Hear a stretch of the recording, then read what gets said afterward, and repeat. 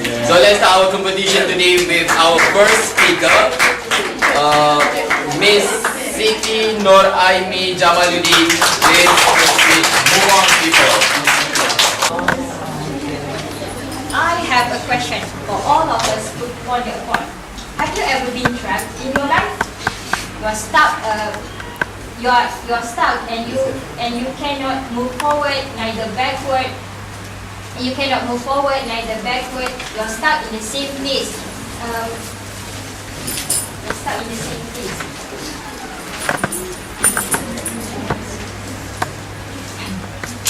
Okay, in the name of Allah, the most gracious and most merciful. A very good evening I bid to the Mr. Chairperson, Honorable Judges, a great timekeeper, and my lovely colleagues over here. Today, I'm delighted to share with all of you a very interesting topic on how are we to free ourselves and moving on forward in our life. Like what I've stated in the early of my speech, each and every one of us must have had something that holds us back in our life. Be it in your studies or in achieving your short-term goals or long-term goals, and also in some kind of relationship, or as simple as and most importantly in changing the bad behaviors of yours. Okay, so I would like to share with all of you why cannot we move on, and why cannot we move on, and I would love to list some for all of you, and you might want to make this as a checklist as well. Okay, first, it might be because of an awful experience. You want to move on, but your past pulls you. And for example, you want to be a professional swimmer, but you had once almost died out of drowning, and maybe you want to set up and you want to get a lot from your very own travel agency, but you had once had an episode of bankruptcy, and we have to remember that experiences in life, it do shape who and what we are, but and it does help us a lot in confronting our lives, but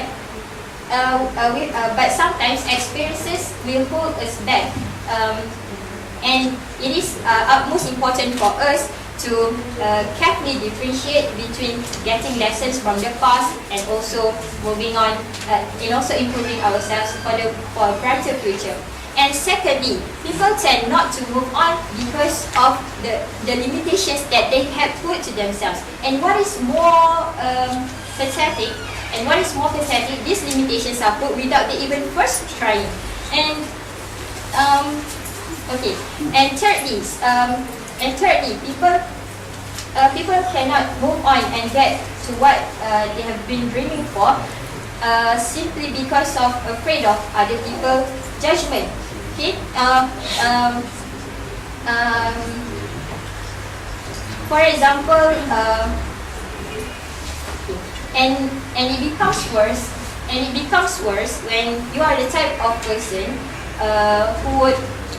And it becomes worse when you are the type of person who would take any critics received blindly without even putting any thought, putting any thought on such critics.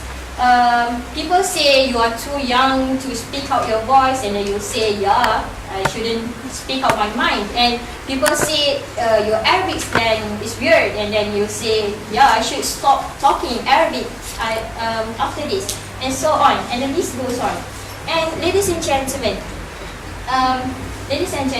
after we have identified what are the things that make us stuck in the same place over and over again, it is important for us to know how to get unstuck. But firstly, I would love to tell all of you, why should we move on right now?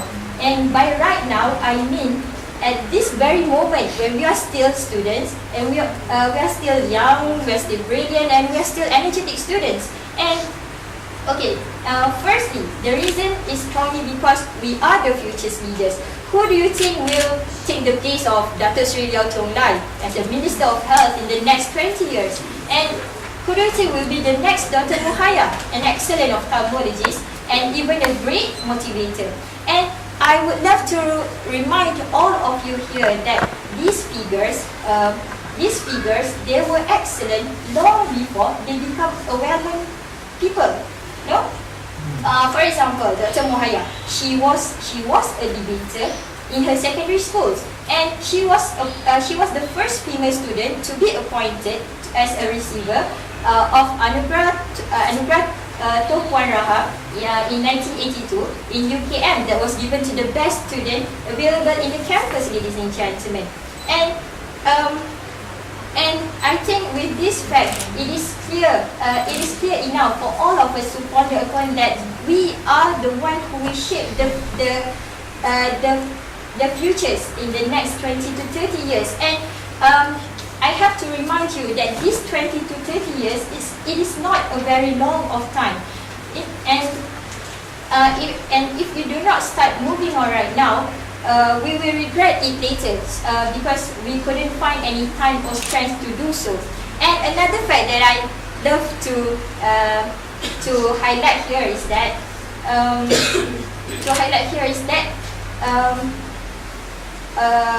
in the future we will soon get married and we have a family to take care of, and not to mention the overload of works that we have to face in the future. So if we do not create a strong base right now, we will regret later because we couldn't find one in the future. We will never able to find one in the future. And by strong base here, I mean is that you need to have clear visions, you need to have strong attitude, and also you need to have mental preparation. Okay. Ladies and gentlemen, here comes the last part of my speech today. How should we move on? And what are the keys of being above the mediocrity? First thing first is that you have to set your goal. In this goal setting,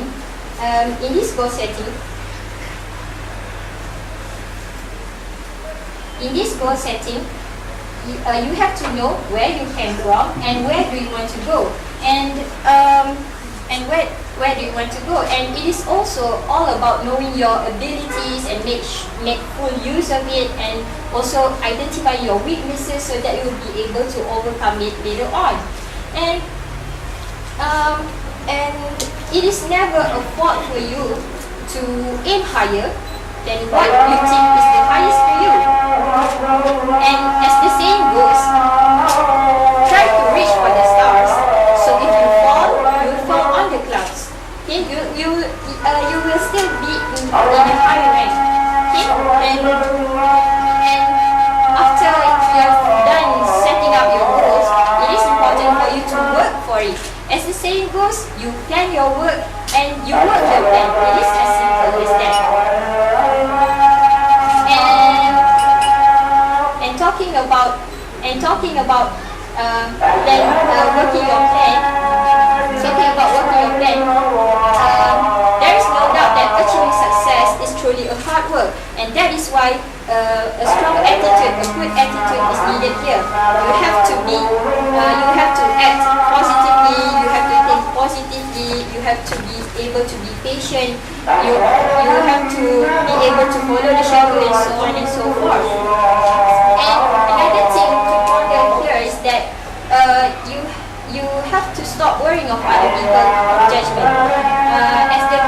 As the saying goes, worry is like a rocking chair. It does give you something to do, but it will never get you anywhere. Okay, so stop worrying of other people's judgment and work towards what you have dreamed for. And another key of moving on is to be able to practice. As we are what we repeatedly do day in and day out. Okay, in a nutshell, I believe that all of you can apply what I have delivered in this 10-minute speech, and I believe that we should all learn from our past, from our yesterdays, and start working on right now to make it sure that our spirits today are at its highest level, and because of what? Because we are the tomorrow's leaders. With that, I thank you.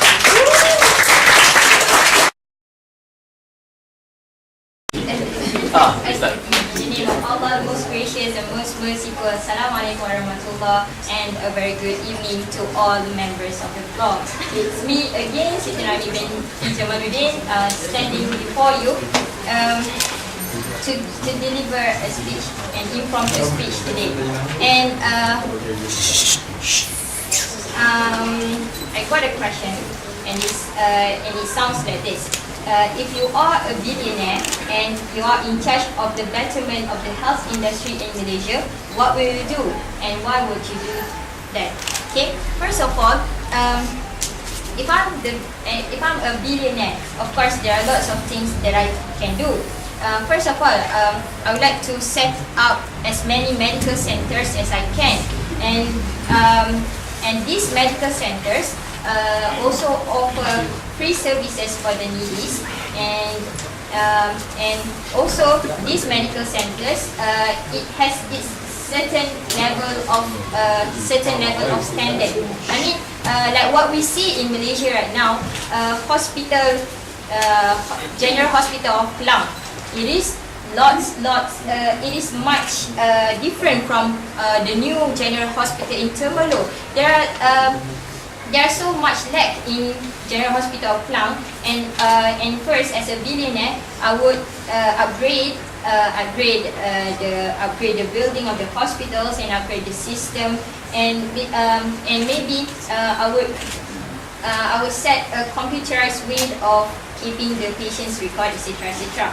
And also, I would love to set up as many medical universities as I could.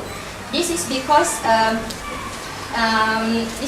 as we know in Malaysia, there are still limited place for students to go and study in medicine in Malaysia, where at the same time we are still lack of doctors. And I would love to also enhance something that we call health tourism. Okay, health tourism. It means that we attract tourists to come over to Malaysia in order for them to get treatment rather than to get treatment. I think all of you have heard about this health tourism before, and it's not just and this is also important in keeping our in upgrading the economy of our country. Okay, and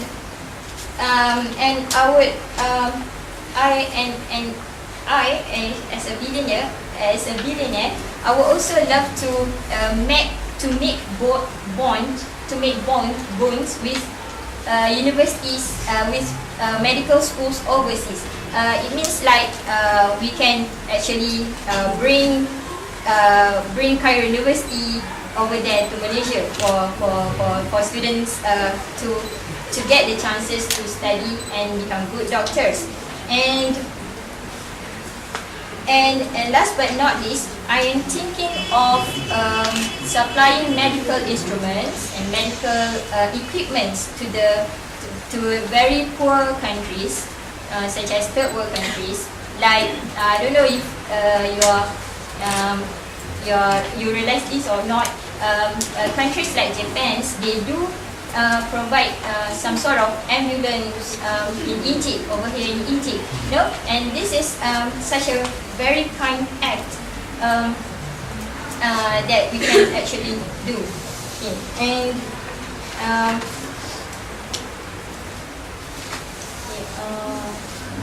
I think it's enough. Okay, I think I'm done. I'm done here. Okay, thank you.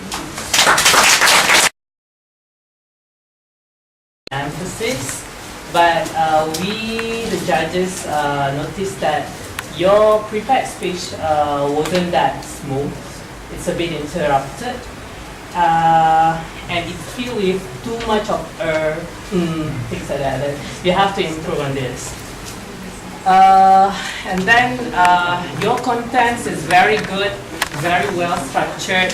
The use of proposition is very well. And then with good evidence and quotes, you have good gestures. But the problem is in eye contact. I mean, I'm wondering why you were always facing the girls, not the boys. It's like, okay, are you like so shy? You have to be fair and square, okay? For impromptu, your impromptu is good as well. Your point is very clear, very well elaborated, good reasoning, and very good factual evidence.